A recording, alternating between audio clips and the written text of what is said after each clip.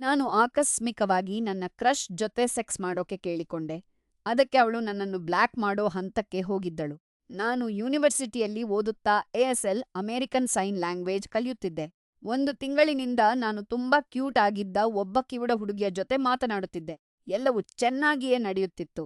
ಹಾಗಾಗಿ ಕ್ಯಾಫೆಟೇರಿಯಾದಲ್ಲಿ ಲಂಚ್ ಮಾಡುವಾಗ ಕೊನೆಗೂ ಅವಳನ್ನು ಡೇಟಿಂಗ್‌ಗೆ ಕರೆಯೋಣ ಅಂತ ನಿರ್ಧರಿಸಿದೆ. ನಾನು ನನ್ನ ಜೊತೆ ಡೇಟ್ ಮಾಡ್ತೀಯಾ ಅಂತ ಸೈನ್ ಮಾಡಿದೆ ಅಂತ ಅಂದುಕೊಂಡಿದ್ದೆ.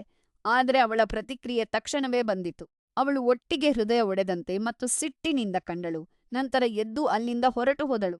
ಅವಳು ನನ್ನ ಮೆಸೇಜ್‌ಗಳಿಗೆ ಉತ್ತರಿಸುವುದನ್ನೇ ಸಂಪೂರ್ಣವಾಗಿ ನಿಲ್ಲಿಸಿದಳು.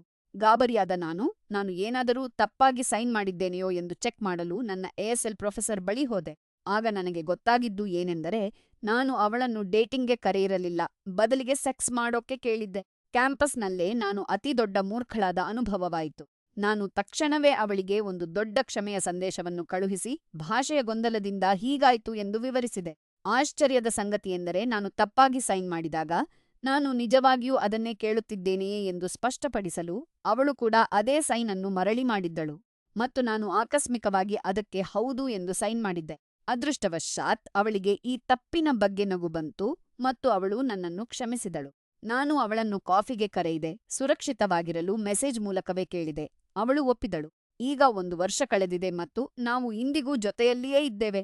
ನನ್ನ ಸೈನಿಂಗ್ ಈಗ ಸುಧಾರಿಸಿದೆ. ನಾವು ಪರಸ್ಪರ ಕುಟುಂಬದವರನ್ನು ಭೇಟಿಯಾಗಿದ್ದೇವೆ ಮತ್ತು ನಾವು ಹಿಂದೆಂದಿಗಿಂತಲೂ ಹೆಚ್ಚು ಸಂತೋಷವಾಗಿದ್ದೇವೆ. ಎ.ಎಸ್.ಎಲ್.ನಲ್ಲಿ ಒಂದು ಸಣ್ಣ ಕೈಚಲನೆಯು ಮೊದಲ ಡೇಟ್ ಮತ್ತು ಸಂಪೂರ್ಣ ವಿನಾಶದ ನಡುವಿನ ವ್ಯತ್ಯಾಸವನ್ನು ಉಂಟುಮಾಡಬಹುದು ಎಂಬುದು ನನಗೆ ಕಠಿಣವಾಗಿ ಅರ್ಥವಾಯಿತು.